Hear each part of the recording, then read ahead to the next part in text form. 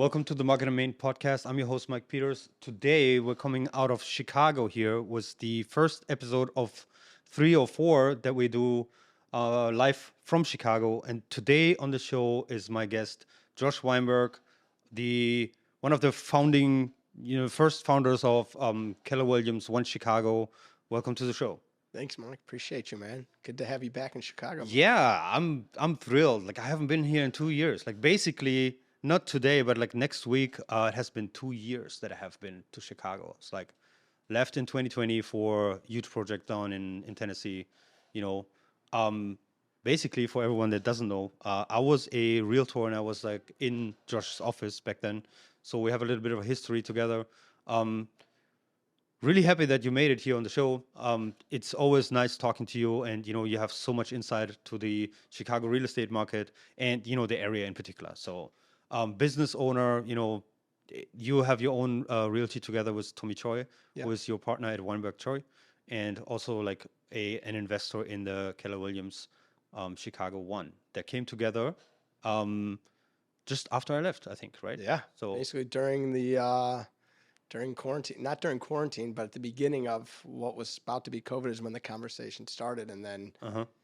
since then we've made it happen. Yeah. Yeah, I remember that there was some, rumors there. There's going to be another office and stuff. I didn't, get the whole part of like, combining those three offices to one.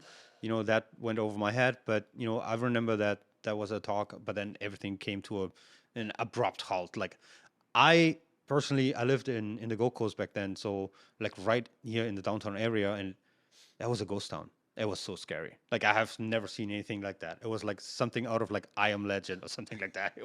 It was so weird, really. Like that. I saw Chicago one time like that, and that was on I think Thanksgiving morning one day. But other than that, like it's always this buzzing city, and it's like it was weird. So, but we all came out of that bigger than before, so that's great. So now you say you have three offices right now that are combined to Keller Williams One Chicago. One is in O'Hare, Yeah. still the one in Lincoln Park, Yeah. and then the other one is where? In Lakeview. Lakeview. Yes. So essentially, all three came together as one. Okay. Right. We knew to really be able to leverage and share, and actually that synergy of the 1 + 1 + 1 equals way greater than 3. Oh yeah, At absolutely. the time, we were 3 different offices, yet also 3 different completely separate entities, right? Yes.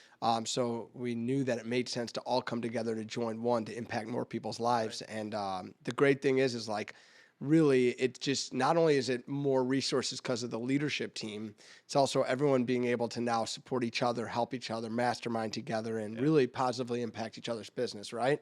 Because we've always had that culture of that abundance mindset. Right. Exactly. Right. That was also one of the reasons why I went with you guys. I mean, I was like, I really wanted to work for Matt back then, Matt Larissy, but he was like, "Hey, I'm full. Go talk to Tommy." So, and then the whole deal was like, I talked to a few other realties, and the whole mindset thing was really what like has drawn me into your office back then, because I was all like, "Hey, we help each other."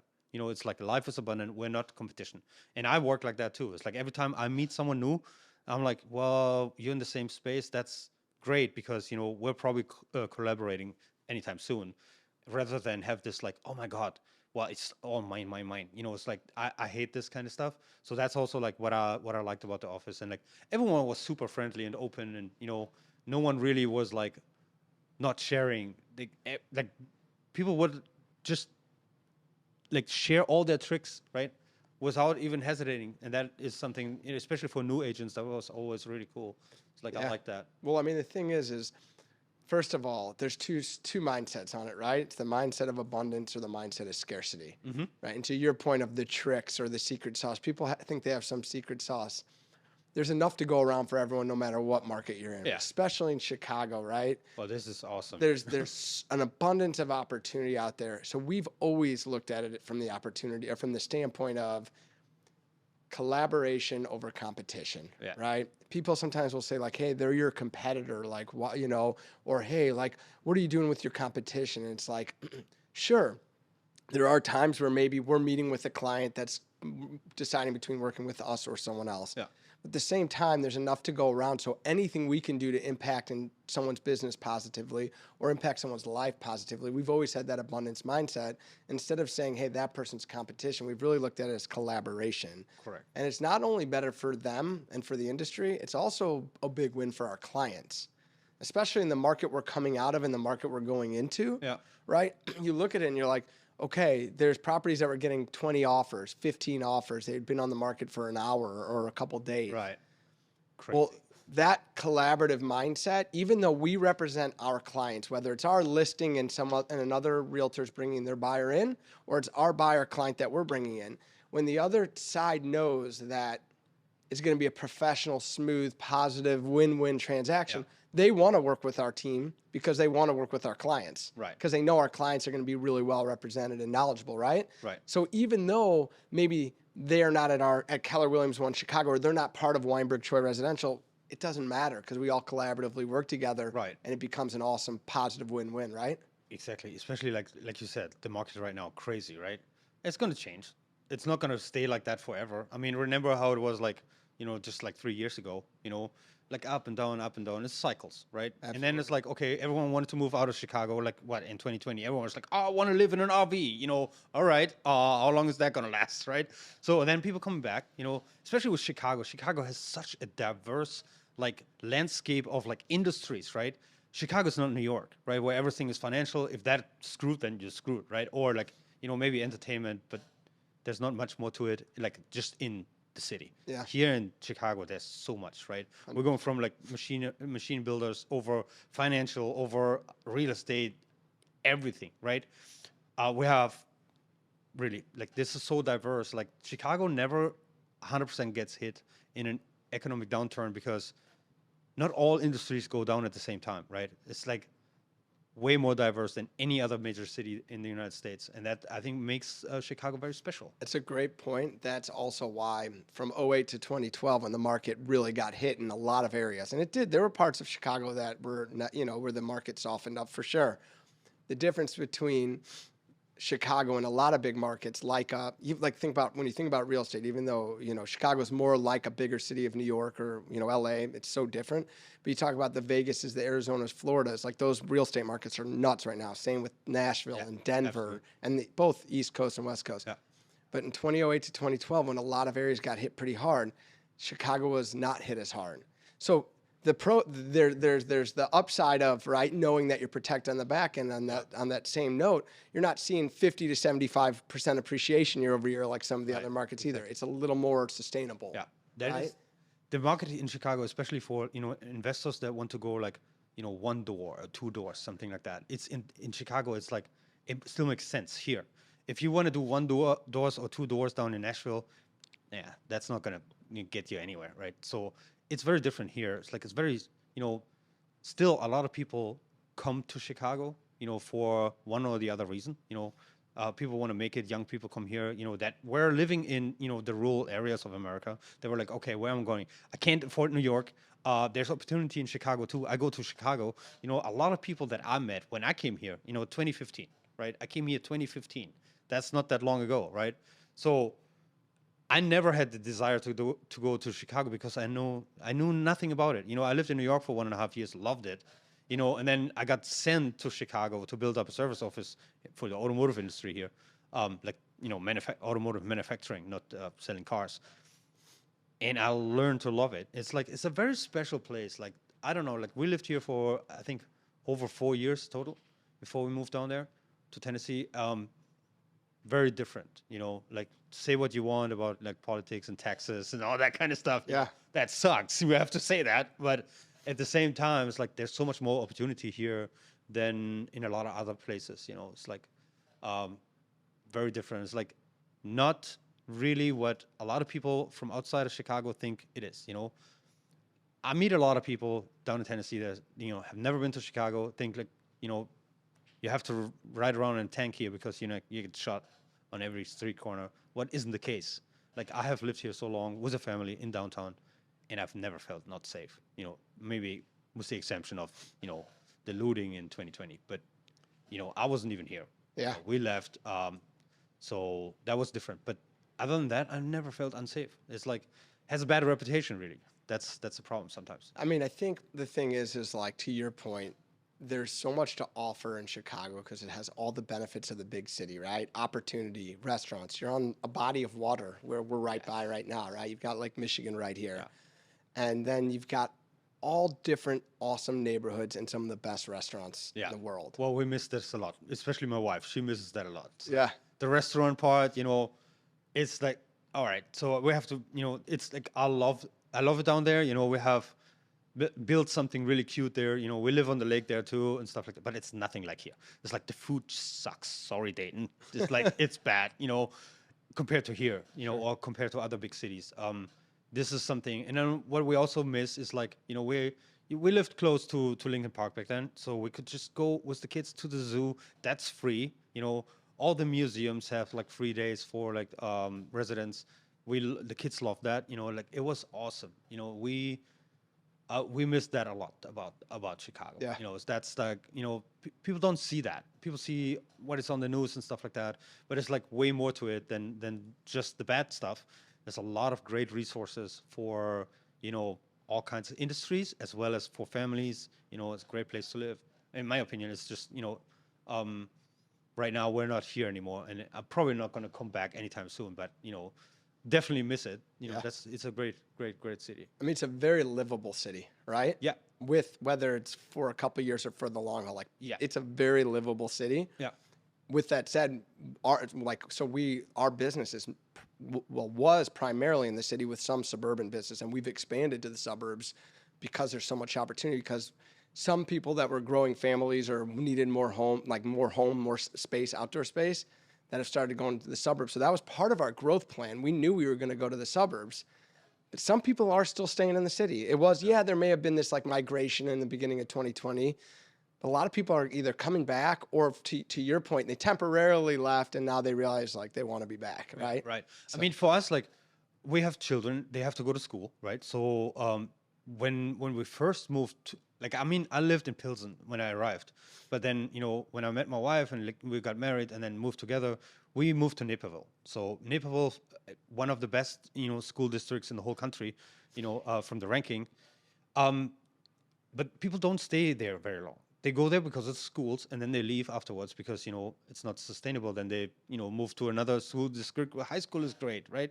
So when we came back though, like the second time around in like 2018, I think, we moved downtown because we decided to homeschool the kids. You can't do that, We don't care about the school system in Chicago and downtown. We just homeschool, and the resources here were just great, right? Everything is walkable. If you live downtown, this is something I miss. Yeah. I need a car for everything now, right? So over here, it's like no car needed. I put my car in the garage here. I didn't take it out for like 3 months. I mean, when I went out of town, I took the car, but like when I had anything to do in town, like didn't use the car. Could walk everywhere. 100%. That's like something where it was a little bit harder on my wife. Was like the 3 kids and going to the grocery store, but I love that and I miss that. Like same in New York. New York is like set up like that too. You walk, take the subway. That's fine. Yeah. Can't do that. There's not even a subway down there in Tennessee right now. I Yeah. think they have a bus, but I never used it. Like I've never even like realized where to go to like take one. The bus stop even. So I don't know. It's just like very different setup, but again, it's like also like it has to fit for you. I would rather, if I have to live in a big city with my family, I would rather take Chicago than New York because it's way more livable as a family. For sure. It's like I always say, like Chicago is kind of like New York, just without the bullshit. It's really what it is. Yeah. The New York's different. Definitely has some energy. I was there last week. Yeah. Or a week and a half ago. Man, it definitely has amazing energy. Yes. And it's great. And there's no city like it. But Chicago, it's different. Right. What do you need it for, right? When I first came to the United States, I was in New York, right? Because I love the energy, right? Everyone that is not from New York is there to make it, right? So, and that kind of like is infectious, like people are like, super buzzed up about everything they want to do, and some people get knocked down from that and then they leave again. And some people is just going to make it, right? Yeah. Chicago is a little bit like that, but not as much. Like people come here to make it too, but like I said, it's like New York, just without the bullshit. Right, because you're getting the Midwestern vibe. Right. So it's a lot. It's just a different, totally different vibe and energy. Yeah. More down to earth people. Yeah. Like that's 100%. right. A lot of like industrial stuff around here too. I mean, New York has that too. Long Island's very industrial, but this whole like Manhattan vibe and everything, you don't get that here in downtown. It's like people come here to work, right? And they work hard, but then they go back into suburbs and live their Midwestern life. That's just fine with it. It's like very different. Yeah, for So sure. there's no, I don't know, like I've never been out that far, but there is no like suburban New York like we have it here in the surrounding areas. Plus, you know, with the lake and everything, it's like I think also like the cold keeps people on their feet in winter. It's like It does. so cool. Makes us tougher, right? Yeah, tougher. Like I was like, we joke about that when down in Tennessee, in winter, on a cold day, it's like 37. It was like, oh, it feels like a spring day in Chicago right now. It's like people running around in just a shirt at like, I don't know, minus degrees. We have seen that, you know, different down there. Yeah. I think I have the feeling all the time that, the warmer it is, the faster the people freeze. Here it's like everyone is tough, because they grew up like that. It's like I remember 2019 in what was it, January, like that winter vortex, like That the was polar wild. vortex. That was wild, man. right? That was Like wild. I walked like I think I walked to the grocery store with like 7 layers on. Like I could barely walk. I was just like it was I all didn't even want to walk outside. right. It Walk was like like dog. It was like frostbite. your breath would like crystallize in the air. Like I remember that. I was like, you breathe out, and then you see like when the sun came through, you see the crystals in the air, like like just freezing over, just because it was so cold. What was it, like minus 55 or something? Like the wind chill was like minus for sure. It was wild. It was wild. It was really cold. Yeah. So I don't want to live through that one more time. People are willing to hibernate in the winters because the spring, summer, and fall are so money here. So yeah, Summer here is really great. I have to say that.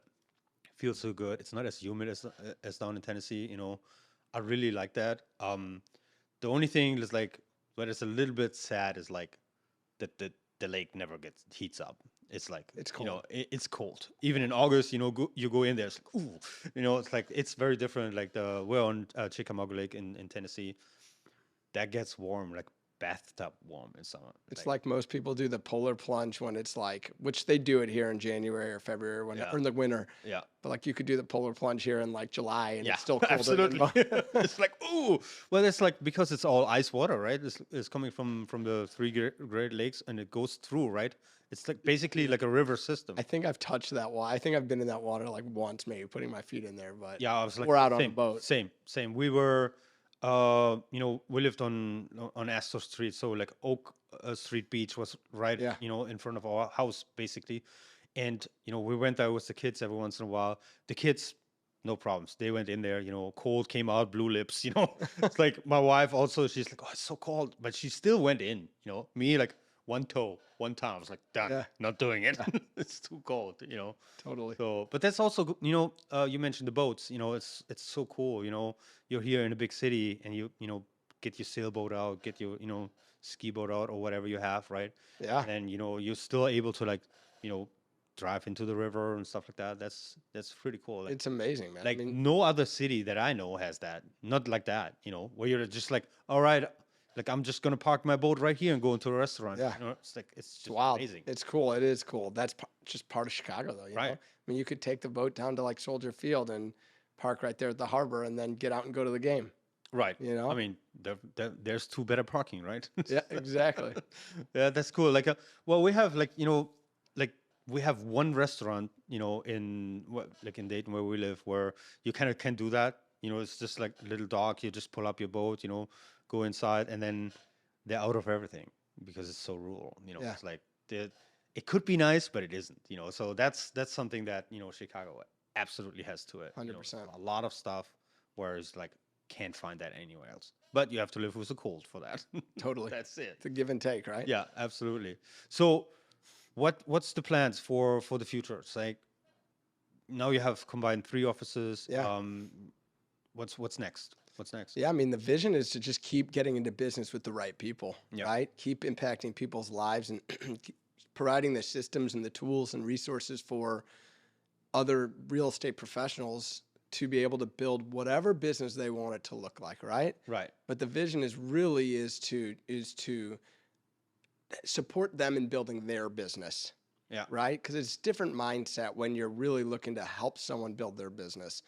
And I'll share about that in a little bit. But yeah, the vision is to get into business with the right people who are difference makers, who really have that abundance mindset, Right.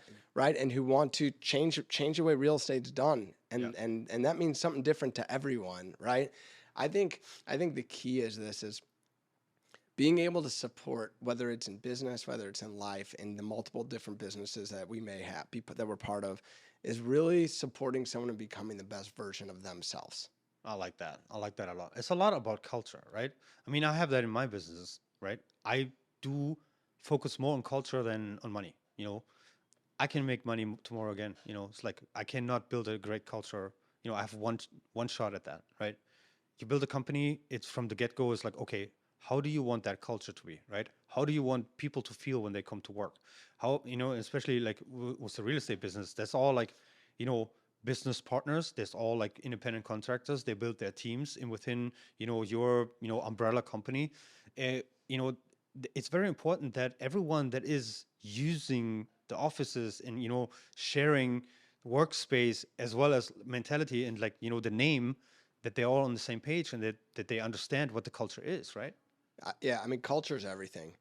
It really is. It's for us and for our team, for WeinbergChoi Residential, culture is literally the foundation. It has been since day one, and it always will be.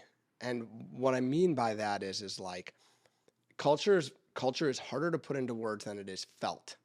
And so I relate everything to sports and music because I love sports and music, right?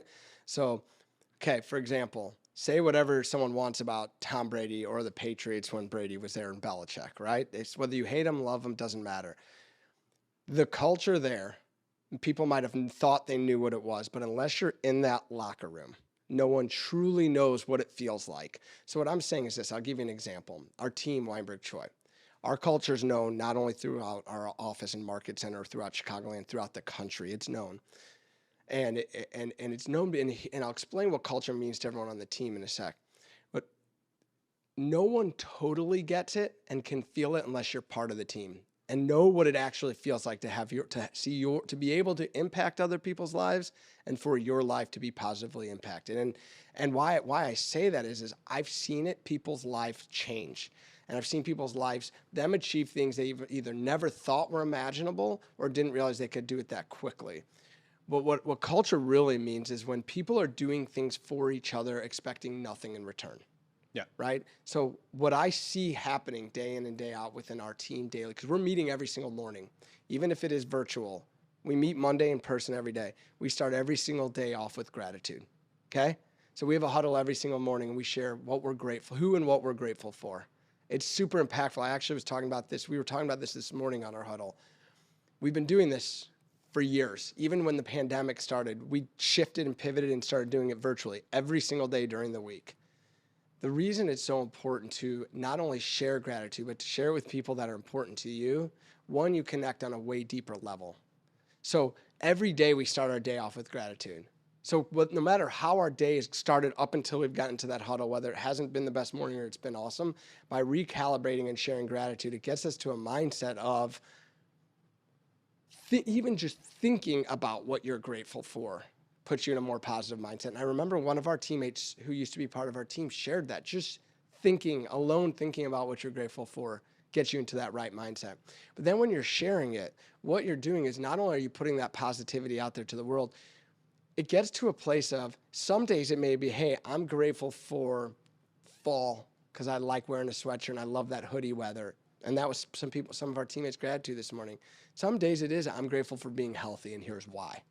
Right? And what happens is not only are you connecting on a deeper level and thinking about what you're positive, what you were grateful for, you're connecting on such a deep level with those people because you know what's actually going on in their world outside of the four walls of the office. Right. Right? And especially the world we're living in right now, and like you may not be seeing everyone that's part of your team or part of your organization every day, right? When you can have that moment and you can know it, that way, if someone is having a day that's not ideal, you can understand why. And when you get to a place of really, truly being able to trust, I think culture, we talked about culture being the foundation, the real foundation of any relationship, in my opinion, any relationship, personal, professional, family, anything, is trust. Right. Absolutely. Trust and culture go hand in hand, right? Mm-hmm. And why I know that's so important is because I've seen it in every relationship, whether it's business, friends, family, right? So Tommy and I, when we started WeinbergChoi almost 16 years ago, 15 and a half years ago, we knew that we could trust each other at the highest level. We know that still, that we know that there's enough, to your point, there's enough other BS that's going on in this world. Yeah. When you can trust who you're in business with, that whole element that's what can then take you from good to great, because any of the BS that could come with that, you don't ever need to think about or even question or worry about. Right. And so there are so many things when you're talking about in business or partnerships, there's so many things Tommy's better at than me. And that's where, having all the same skill set is tough, because if you're all good at the same things, you're not complementing each other well, because you're all really good at things. So there's so many things he's better at than me.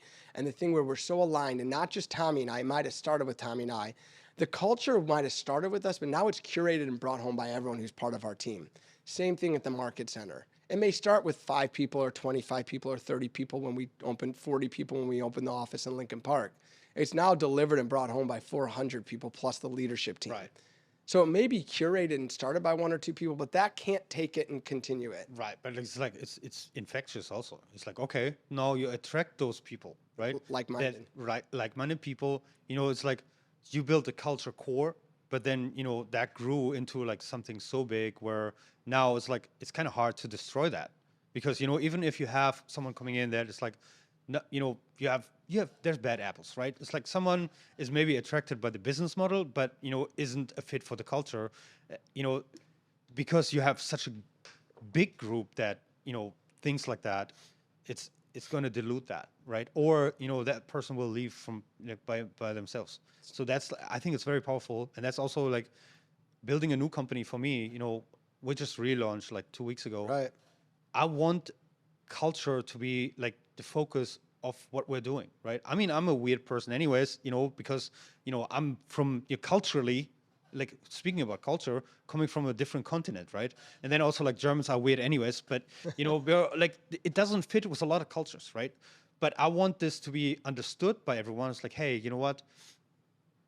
Raise your hand. You can say whatever. I don't want anyone to feel like, oh my God, because our business model is a little bit different than, the office where everyone is an independent contractor, right? Yeah. Here, we're employees. There's always this like, oh, like, am I going to get fired for, I'm doing something wrong and stuff like that. So it's all like this culture that you build where I don't want anyone to be afraid to come to work. It's like, if I make a mistake, do I get fired? Well, no, if you make a mistake, you better raise your hand and say, hey, I messed up, and that's not a problem. It is a problem if you don't raise your hand, because we don't know what to fix, right? So that's very important to me, coming from a little bit of a different, angle there, where we, like I said, we have employees rather than independent contractors that want to build their own businesses, basically, under your umbrella, right? Yeah. So it's always like people underestimate how important this is in both business models, right? Contractors or employees. You have to build the culture from day one, right? And I don't have a partner, but I have a lot of partners because they're all my partners. I see it that way, right? There's no hierarchies in my company. I don't want everyone is able to speak up, and say, hey, you know what, you're wrong. And I actually, I might not appreciate that in that moment, but I actually appreciate that. And I tell everyone, it's like, okay, if you tell me that I made a mistake, then you have to kind of convince me that, what did I do wrong? And if I see it, then, I will admit and change. It doesn't matter. Like, we're all the same. Like, I don't want hierarchies. This is, I think, especially for like small businesses, and I'm talking about, up to, 100 people or whatever, right?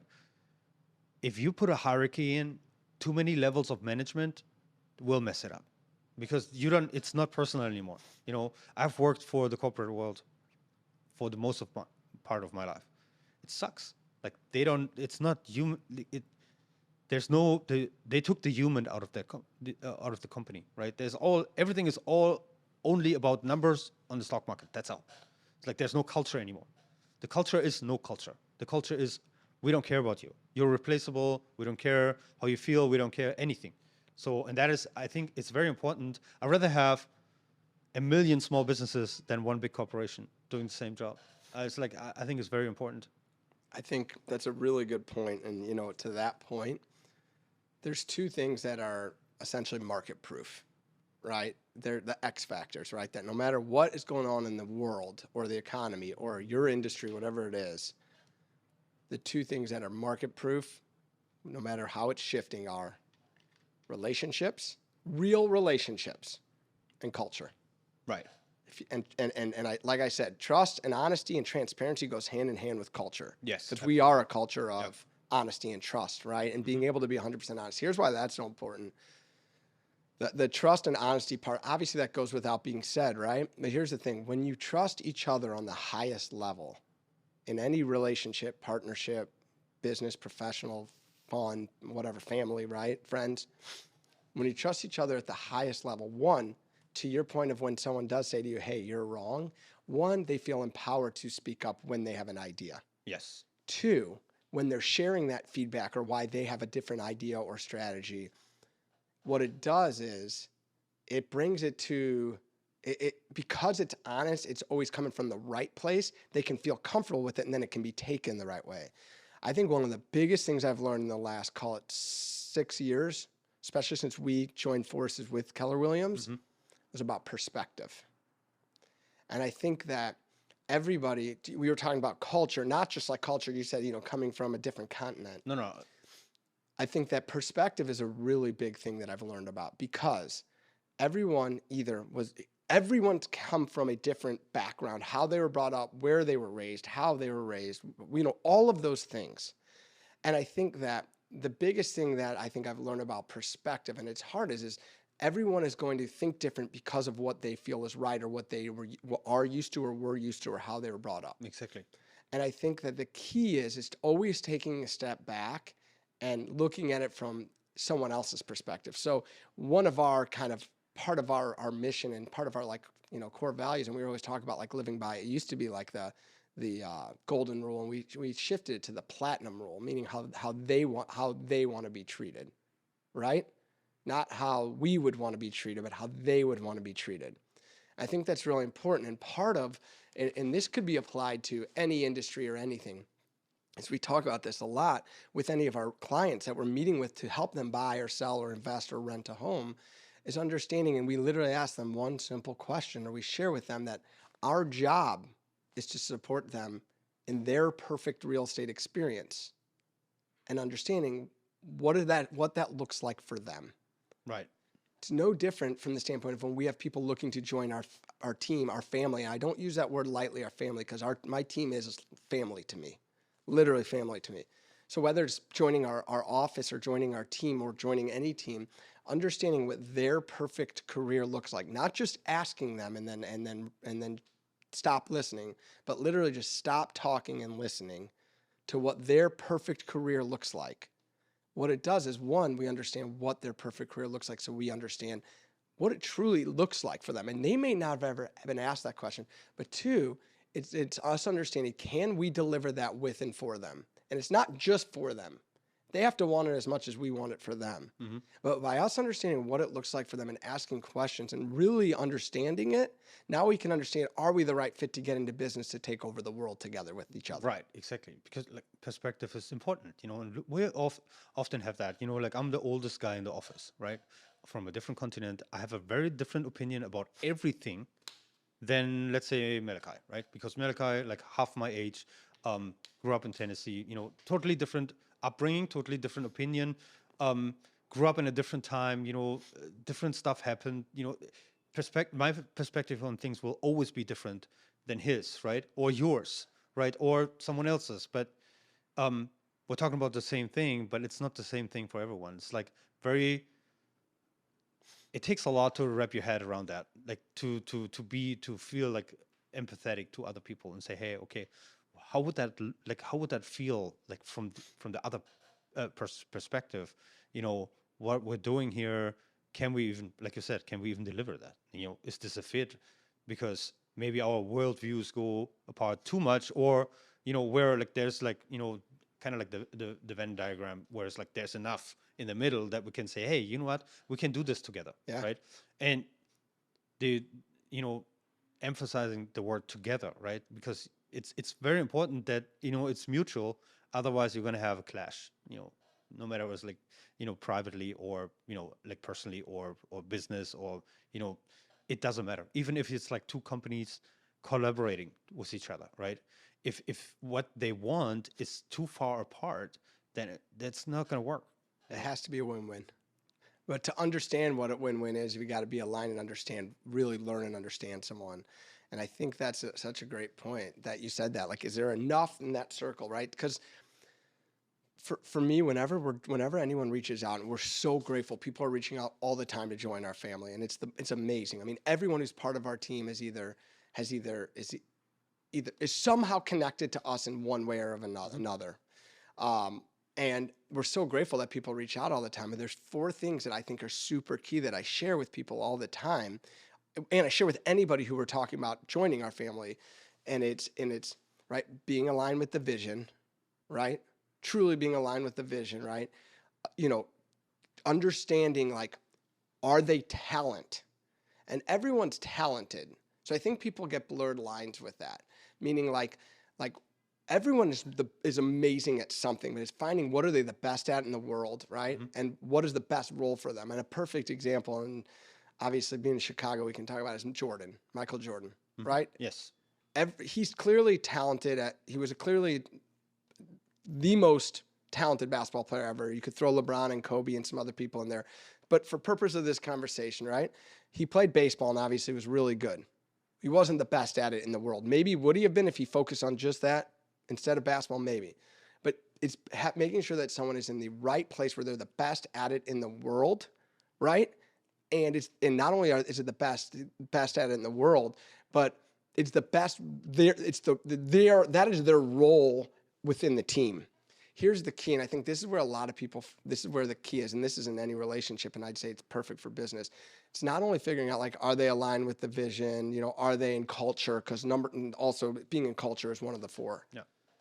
But here's the 4th thing, and it's, what is the role that fuels their fire to wake up and come in every day and so what are they most passionate about, and doing it with people they love. And why that's so important is they may be the best at it in the world, they may be totally in culture, right? They may be super aligned with the vision, but that role is not what they're passionate about. Doesn't matter. They're going to get burnt out. Yeah. And to your point about making money, doesn't matter how much money someone's making. If they don't love what they're doing and who they're doing it with, they're going to get burnt out. It's not even a question. I don't care how much money someone makes. So the money is a result. That's not the why, right? So our vehicle for impacting people's lives for our team is real estate, right? And so that's what we do. The result of that is, sure, there's money made, and that's how we earn a living. But that's not why we do it, right? Our mission, so WeinbergChoi's mission, is to build legacies for our clients, mm-hmm. our team, our friends and family, through delivering and supporting their perfect real estate experience. Right. Real estate just happens to be our vehicle for impacting people's lives, right? Right. But to your point about, like, money and relationships, doesn't matter how much money someone's making if those relationships aren't there, because eventually that runs out. Right. It's like, I mean, people don't really quit their jobs, right? Like, they fire their managers or they fire their culture, right? That's the thing. It's like, do I like that? I've quit jobs where the money was like awesome, right? Just didn't feel it. I just didn't feel understood. I didn't like the job, just, quit. Well, No problem. I think that's a big aha, and I think here's the different mindset. Another thing I always talk about, and I think this is important, is there's a difference between someone looking for a job and someone looking for a career. Right. That's exactly it. You can ask him. That was the question I had for him. It's like, what are you looking for? A job or career? He said a career, so that got him the job. That's the number one question. Like, I don't care a lot. Like, attitude is way more important towards the the goal that we have together, right, for a company, for a project or whatever, then, oh, I have a perfect resume or whatever, all my credentials are right. I don't care about all that. It's about, is this something you want, and can you grow into this and maybe even bigger than you have ever been? And then, coming back to the culture, right? You build that culture in your company or you don't. Right. Some people are just like driven by CVs and, um, credentials and stuff like that. And especially like in the media world or in the manufacturing world, like where a lot of people are just still so uptight. You would not believe that, they are growing into a culture, in the industrial culture of like, no, it has been like that for 40 years. Why would we change? Something like that, right? And they're missing out by so much because they're not able to build a culture that would actually excel everyone working for that company. Like the whole mindset shift and like making people work, not just doing their job, but like getting great, at what they do and like actually loving it, changes the outcome of a project, or, the feeling from someone towards a company, towards the culture totally. But those industries, they just don't care. So it's very hard to like deal with them, because if you're coming from a point like that where you're like, oh, culture is more important than money, and then you're dealing with a company where that isn't the case, so you have a cultural clash there, right there, because they don't understand, right? 100%. I mean, I can tell you confidently that every single person who is part of our team or who has ever been part of our team has positively changed my life, not just professionally, personally. There's things I look at different. And I can also very confidently say that everyone who's ever been a part of our team's life has been positively impacted, and they've shared that. Super cool. One of our teammates, Anita, yesterday was her 4-year anniversary. She started with our team 4 years ago yesterday. And the things she's done to impact everyone who's part of our team, the things she does in our business has been just amazing. But the way she makes everyone feel and the way that makes me feel, right, that's what it's all about for me. And so people are always ask us, like, you hear that big question about the big why, right? When we started WeinbergChoi 15 years ago, we started it for all the right reasons. Tommy and I came both from an entrepreneurial background. We knew we wanted to go into business together when we were in college. We didn't know what we were going to wanted to do at the time. And I'll make this the shortened version. Otherwise, if I told you the whole story, it would be here for hours. But basically, when we started it, I was in real estate. I was working for a home builder selling new construction. He was in IT technology sales. And like I said, we both came from very entrepreneurial backgrounds. So our parents were super supportive of us when we're like, okay, we're going to leave this job where we both had really massive success within a couple of years out of college, making really, really good money, to take a step back, to take a giant leap forward. At the time, we were doing it for all the right reasons. People were coming to us to ask us questions about real estate because I was in real estate. Everyone knew Tommy had a passion for real estate. And we're like, wait, why are you not asking your realtor these questions? So when we started, it was for all the right reasons. We knew we could do things the right way. We started a brokerage. We started at that time, you could just start a real estate brokerage. And so we did it because we knew we could do it the right way. We could build this business. We wanted to impact people's lives. We wanted to help people buy and sell. None of that has changed. All that's the same. What's compounded and where our why has adjusted and shifted is what I get high off of is seeing other people succeed. Right? So all that's still the same, but meaning this, when I see someone, whether they're part of our team or part of our office or not, seeing them achieve things they never thought were imaginable, that's what fuels my fire. So being able to support and be part of that and watch that is so awesome. So like when we go through and we even look at like goal setting for the team or individually, nowhere on my goals for like what we call a 1-3-5 or a GPS for my goals is about how many clients I'm personally going to help buy or sell next year or this year. Mm-hmm. It's how am I going to support the team in achieving their goals, and collectively we reach that goal together. But why that's so important to me is like I literally feel good when other people feel good. And I think that all goes back to culture because I'm surrounded around people who are not only better and smarter than me, but people that I actually sincerely enjoy being around. Mm-hmm. And so positively impacting their life is so awesome to me because they've positively impacted my life. So I'm getting so much more in return just because of what they've done for me. I think that's so important in life and business. Absolutely. That's the thing. It's like it's about people, right? It's not about the money is like a just a tool. Like, I mean, I like money. Don't get me wrong, but like for me, it's like I'm not clinging on to it either. It's like I want to impact people, right? I want people to walk away from the table with me as a winner, and no matter in which direction this is going, client, partners, employees, everyone, right? It's like if someone walks away not feeling like a winner, then I made a mistake, right? Me personally, I take this personally, so I want to hold myself accountable for everything that happens, right? Things don't really happen to me, they happen because of me. And I learned that the hard way, right? It's like I have made mistakes before too, myself, in 2020 when all this came to a halt. Like my main business, my bread and butter came from industrial automation, where end of 2019 when all this like started, was like the news worldwide was like COVID and here and there, and no one was really sure what would come out of that.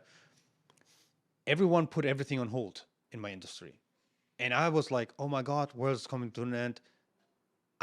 It's out of my control, right? What 2020 showed me that later it wasn't out of my control. It was just me like quitting, didn't hold myself accountable enough for that, and changed my life afterwards. It's like the moment it clicked and I was like, okay, it is my fault, I can do something about it.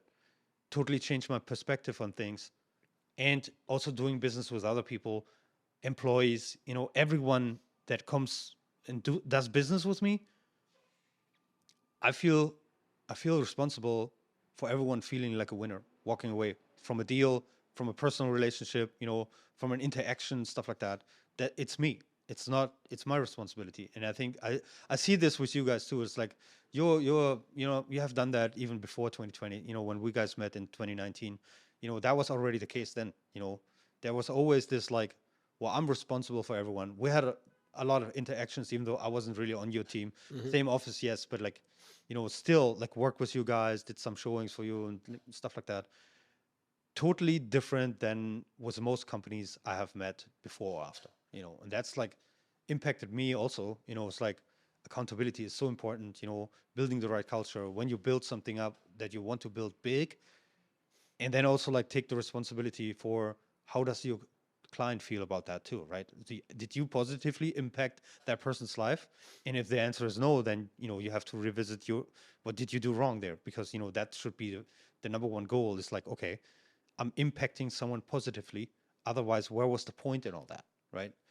Like, 100%. right. I give you big props for that, man, for what So you've done and what you're accomplishing and the lives you're impacting. And I think it's cool because that's I think the key is like no one does succeed alone. no, there's no such thing as a self-made millionaire or billionaire or whatever. It's like that's only possible with a team, with help from other people. And I always say that to other people that just start out. People would be surprised how many business, especially small business owners, that came from nothing and like went somewhere, right? how how much they are like willing to help people just for the sake of helping people, right? I'm like that too. It's like if you have nothing to give, you will also never receive anything, right? But if you have a lot to give, this is going to impact other people's lives, and it's like it's going to come back. That's it's very powerful once you understand this. Especially when you're just starting out. Start out like that, and it will be way better than everything I learned today. There's someone that doesn't know yet, and I'm happy to share, right? Yeah, That's 100%. yeah. I think the key with that is it's when someone's giving, right? It's giving not wanting or with the expectation of anything in return. That may be the result, but that's not why, right? Right. Helping others, giving back to the community, right? Like we give back through our 365 days of giving. It's our philanthropic part of WeinbergChoi, where we support a different organization every month throughout the year. And to the point of what you were saying, whether it's giving back to them, like charitable, or giving back and helping someone personally or professionally or whatnot, right? It's not like we're helping them or you're helping them because you want something in return. That may be what shows up later, but that's not why you're doing it. And I think to the point of what we were saying about, really that how important teamwork is and no one succeeding alone is like the reality is there's going to be crazy, crappy days, right? And there's going to be some days that are amazing, but when you're surrounded by people that you love and you're passionate about doing what you're doing with, those stressful, crazy days are a lot less crazy or nuts or a little more controllable or a lot more positive because you're doing it with people you love. But that's why it's so important to find like-minded people. I think people also in any industry, this I think is really, really prevalent in any industry. What I think about, my vehicle is real estate, so I think about real estate, right? There's a million ways to be successful. I think like when people say like, hey, what's like the biggest advice? And there's so many things someone could do, but it's like finding what you're really freaking good at and what you're really passionate about and going deep on that. And what I mean by that is in real estate, there are literally a million ways to build a massive business. It could be through online leads. It could be through Sphere. It could be through door knocking. It could be through calling for sale by owners, canceled, expired. None of that's wrong. None of it's right. It's what's right for you. Correct. And so like in a lot of the classes I teach and when I'm speaking and people will ask, it's like, I'll share everything, but it's like figuring out for you what it is you love and what you're passionate about and going super deep on that and focusing, the whole 80-20 rule, focusing 80% of your time, 20% of your time or going on your 20 because 80% of the results are going to show up from that. Right. And instead of trying to do all of those things pretty good, find what you're really good at, master it and go super deep on it. That's any industry. Right. Because I think any industry, there's a million ways to build a successful business or be part of a successful team. Yeah. Right. That's like, I mean, especially the 80-20, like I came up with like an analogy like a few years back. It's like the core of success, right? What is that, right? We just said it, the 80-20 rule. Like for me, 80-20, like the core of success is like, the 20% of the people that make you 80% of the money and your team. If you focus on those two, everything else will like fall into place. This is like so powerful, the way more important than, like advertisement, what is our sell, right? But it's like, if you concentrate on those two groups, your team, you share all your knowledge, you train them right, the culture is right and all that kind of stuff, what we just talked about. And at the same time, concentrate to make those, the core customer base, like the most happiest customers in the world. Everything else comes from that. The team is going to be great. They're going to bring in a lot of business too. The 20% will, refer you to the 80% that are left, right? And it's like, it's going to be a big, like, growth bubble that you create there if you concentrate on, the core of success there, right? It's like the 80% of the people, the 20% of the people that make you 80% of the money and your team. And like I said, it will, give you all the freedom that you want for you and your family too, right? It's like if you have a great team and they know what they're doing, they're gonna take a lot of work away from you too, and gives you more time to concentrate on, broaden your horizon there by yourself for yourself, right? Learn more, and at the same time also like free up a lot of time so you can spend that with your family and your loved ones, right? Yeah. So 100%. that's 100%. Like I agree 100% with that. This is like really, really deep there.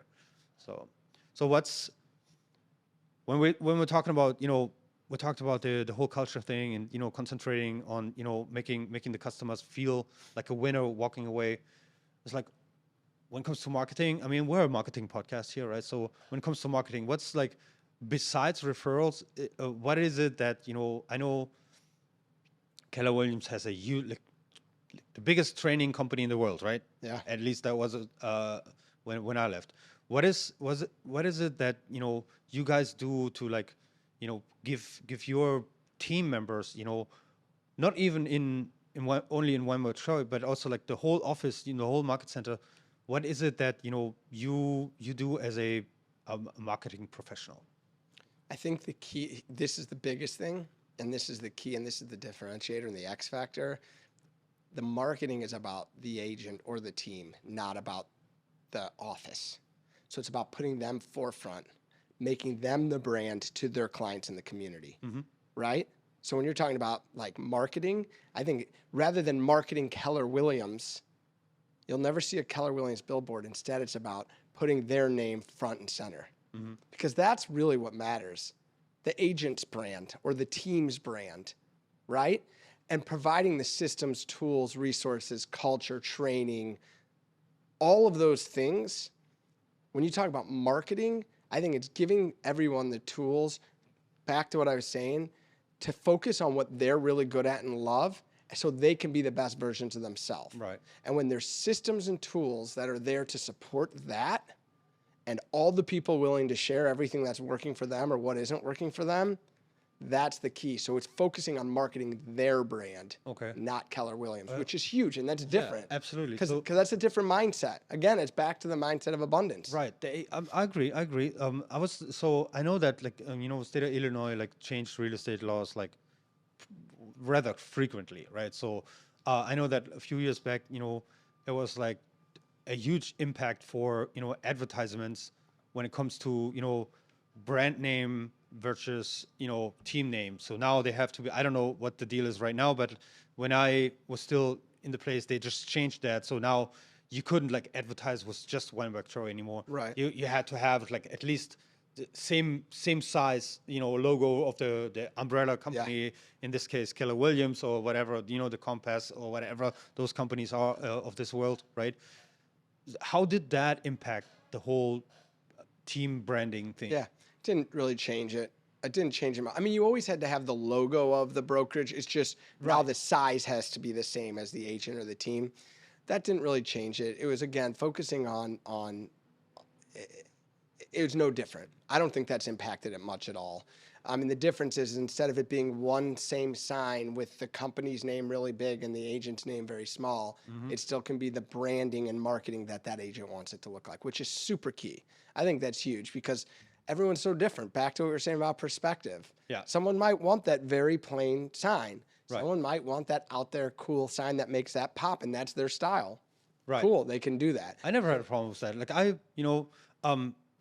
back then, I didn't want to join a team. I wanted to be my own, not team. Like I was like absolutely fine, just like put Keller Williams up there. Yeah. I was like, okay, that's the biggest real estate company in the world. Why wouldn't I do that, right? Yeah. So, but everyone's different, right? You guys have a team. There was a bunch of other teams in there. Where I understand. I was just like trying to gauge like what impact did this like law change have, right? Yeah. It's like I don't get it in the first place. Like it's like okay, we have the umbrella company that handles all the training and like the licenses, errors and omissions, and all that kind of stuff for you. You pay a little fee for that. That's great. You have your you have your profit share, and you have to pay the fees to the realty. But like why like I didn't understand why they changed it in the first place. Why do I have to put the Keller Williams logo on it when I have my own brand and that's just the umbrella company? I just didn't get it. Like what's the difference? Right? I think the key is just to the consumer, so there wasn't misconception of the brokerage representing. Because technically, let's say when you list a property and you take a listing and you're going to market and sell it. Yeah. Technically, it's still the brokerage's listing. It's just Correct. the agent who's supporting and they're the lead on it. Right. That's license law. That's not like different amongst each brokerage. That's like Same. Right. Wholesaler. Yeah, I think that that's why it's so that to the consumer they didn't think that someone who's ABC Realtor is the brokerage when they're not if they're with a brokerage. I think, and that was the main reason for it. I'd say the biggest difference and the X factor and the differentiator is truly teaching people how to build a business. Mm-hmm. Yeah, that's very important. And I don't mean just like how to get more clients, that's part of it, or what to do when you get a client, that is part of it, but it's how to run a profitable business with a profit and loss and what percentage of revenue that comes in, or in the real estate world, GCI, gross commission income, right? What percentage at each level and size should be applied to every form of marketing or advertising or salaries, Right? And what the profit level should be. And what it does is I think that sometimes people get very skewed in because our industry is so transparent about numbers, about how much production they've done. Right. And again, it's not about money. That's the result. At the same time, that is I guess that's what we're doing to earn a living and to build financial wealth. Right. That's not why we're doing it. That's that shows up. Right. With that said, someone who has a massive production whatever that means. Massive production to someone could be 10 million in production, it could be 5 million, it could be 100, it could be 500 million, or it could be 300 clients served, whatever that means to someone. What I'm saying is there's a lot of people that are producing at a very high level, yet when it's all said and done, what they're actually bringing home might not be a high profit level. And there's ways to be very profitable and still do it completely the right way and advertise the right way. There's so many options for us and vehicles for us. But what I think the key is not only teaching someone at each level how to build a bigger business, but actually how to run it like a business. Right, because that's what it is, and that's also like what, like, when I did this back in the days, that was my second business, right? Right. I was like, okay, I'm coming from a different place, I know how to build a business already. I was not perfect at it, obviously, because 2020 really like got that out of me, but different kind of mindset. It's like, a lot of, like, I went to real estate school here, like was the NAR, Yeah. on Michigan Avenue. Chicago Association. Yeah. So, and a lot of people sitting in there, they were just like, like looking at it from a totally different perspective, coming back to that, right? Where they were like, yeah, oh, well, I'll go with the realty that gives me leads. Well, that's not happening. I don't know of any realty that does that, right? There's like, hey, you need to see this as your business, right? You're the lead generator, right? What's your job? I'm a realtor. No, you're a lead generator. You have to go out and like tell people about what you're doing, and the thing is not only that, you have to get yourself known as what you stand for. And then coming back to what you say, it's very transparent, right? A lot of people, with Zillow and Trulia and all those websites, where it's like they can see, you can't fake it till you make it. You have to be very honest about that from the get-go, because if you haven't worked on a deal yet, you have not worked on a deal yet. Everyone sees that, and that's fine. Be honest about it, right? It's like, hey, you know what? Yes, I have a passion about that. Here's what you get with me, right? I work for a huge, I have the Keller Williams brand as a backup, right? I get all the training. I know what I'm doing. I'm very passionate about that. I'm different because of that, right? Yeah. Culture, whatever. So now, do you want to go with me or not, right? It's like, it shouldn't, if someone wants to only sell their home, for example, with someone that is very experienced and has all those like, like the past deals on their belt, right? Then you as a realtor can only do one thing. You have to like basically just surprise them with a totally different level of service, right? And then that, I think, is going to make the difference. And if we go back to statistics, who are people going with when they want to buy or sell a house? Like, it's not often, I'm not saying never, but often it's that they go with the first realtor that crosses their way, that cross their path, right? It's not 100% always about, I go with the best one in town, because, that's not the case. Obviously, it compounds because of referrals, because of your culture, because of the service you got the people. But, for what would you suggest, like a number one tip what would you give a fresh realtor, like just get out of real estate school, pass the exam, didn't pick a realty yet? What would be your number one suggestion? Yeah, I think here's the key. The number one suggestion is to literally create if you don't have a database or a CRM, you create one with an Excel spreadsheet, and you literally go through and you think of everyone we call it like your Met data bank or Met database, right? And you go through and you put in their name, and you want their number, email, phone number, right? Phone number, email, birth date, if they have significant others, if they have children, if they have pets. And if you don't have all that information, that's okay. You're going to get all that. But go through and put at least their name, phone number, email. If you don't have that, shoot them a message. Get it. Then you call them to let you know what you're doing. But first, create that. So that's your data bank, right? Your database of people. Then just go out and meet as many people as possible, right? And let people know what you're doing. But here's the key. It's not just calling them and saying, hey, are you looking to buy or sell? Or who do you know looking to buy or sell? It's figuring out what you can do to help them and positively impact them. You do want to let them know what you're doing, right? I think if you can, one, do that. So put together your data bank. Two, this is the most challenging, hardest part for anyone, especially people in real estate, because most people get into real estate because they say they want a flexible schedule or whatever, is creating a time block. So it's literally creating exactly what your day looks like and filling it in with the most important things first, whatever that is for you personally and professionally. And professionally, to your point, it's probably setting time aside to let lead generate and follow up. Because if you don't have that, you have no appointments. If you have no appointments, you have no clients. Right. I think the key is, back to what I was saying, is figuring out what you love to do and what you're passionate about and going deep on that. And why I say that is I said to Hope, put together the spreadsheet of everyone you know. Well, if you're moving to an area and you don't know anybody, it's hard to put together a spreadsheet of people you know. That's exactly true. Right. I have been there because, I do know a lot of people now here in Chicago, but back then when I started the real estate stuff, I know no one. I just moved back, into town. Maybe I knew like 5 people because when I lived here before, I was traveling out of town all the time. It's like we basically served the whole NAFTA room, like Mexico, Canada, all of the United States. Chicago was just my base, right?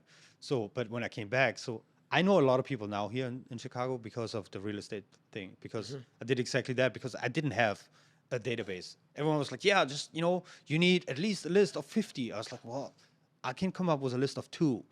That's all the people I know. But, what I did, for example, was that because I knew no one, it was like, okay, who can I meet that has a lot of things in common with me where it would click from the get-go. So there's like, we didn't grow up together. We didn't, all that kind of stuff. Yeah. That because, I just arrived here.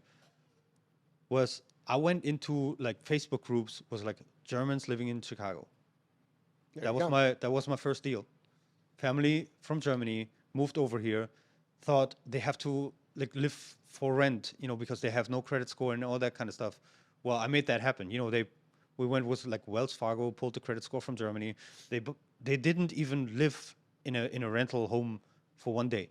They went into the hotel, came here, and by the time like the family arrived, they already had the house closed. Yeah, it's awesome, man. So- That's impacting lives, man. That's Right. That's exactly. It's like, okay, so, and I, but at this time, coming back to like, I want to help people, for free. I don't want anything for that. Like, I have a YouTube channel, a German YouTube channel, based on my experience that I had when I came over here. Like first, like no credit score, no help, no one gave me tips, stuff like that. And I'm not talking about when I came back for the real estate stuff, but like the first time when I really arrived here in Chicago, and like first time working on a work visa and all that kind of stuff, had to find an apartment. It sucked. I have to say that it was so bad. I had no idea what I'm doing. No one helped me. There was no tips out there for anyone. So I founded a YouTube channel a little bit over a year ago, German language, for people in Germany that are in the same position that I was, like right on the edge of like maybe going over, being like an expat engineer or whatever. Like also like taking all this like experience with that family into account is like making videos, showing people here's what kind of problems you could encounter and here's how to get around them. And that's like just giving it away for free. It's awesome. Like I don't expect anything from anyone. Yeah. Right. So that's, and it gets me so much. Like people actually tell me, like that I helped them. Like they call me. It's like, hey, you know what? I actually found a job, and it's all cool. I'm making so much money now because of all the tips that you gave me. I came from a totally different place when I had to negotiate my salary and stuff like that. I get goosebumps every time I get a phone call like that. Yeah, man. That's what. So that's like, taking this into account, but also what you say, it's like you have to, give newbies, people that are green, good tips, like you said, if you have a list, go through it, impact their life, and then they will, like reciprocity, you impact their life. It doesn't have to be about real estate in the first place, for right? sure. You impact their life and they will like pay you back because they had such a good experience with you in life that when they really want to buy or sell something, they go with you because, you just like did something to them or for them that, an ad can't do that. Yeah, so I agree, man. I think it's about that, and I think it's about finding people that you want to surround yourself with. Whether you want to be part of a team or not, that doesn't matter, but finding people that you can learn and share with and finding a mentor. It's Right. huge. Our mentors. That's so powerful. Like, Yeah. don't walk the walk alone. Right. There were multiple people before you that walked that walk already. Yeah. That will be happy to help you out. Yeah. Right. Yeah, man. All right. Well, that was like, I'm really happy that you showed up here. Like, Appreciate and you having me, man. you have being on here is like I think a lot of our viewers will have been impacted after watching that. Awesome. Because like you built such great a culture already at the market centers. So if someone wants to reach out to you to like be part of your team or has a need to sell or buy a home, Yeah. which office are you personally operating out? We work out of the Lincoln Park Lincoln office, Park. but we're servicing all of downtown and all the suburbs. We've expanded to the suburbs. Okay. So yeah, any Chicago suburbs, and even if it's not in Chicago, and it's not an area that's local, we literally have partnerships with the best agents in every market, the most knowledgeable. So we're happy to be a resource and help anyone any way we can. They can go on our website, WeinbergChoi.com. They can hit us up on Instagram, Facebook, email, however What's we the can help. what's the Instagram handle? At WeinbergChoi, so at WeinbergChoi. All right, that's a long one though. Yeah, I have some problems. All right, well, thanks for being here. Really appreciated that, and we see us in the next Market and Main podcast, live from Chicago here. Thank you.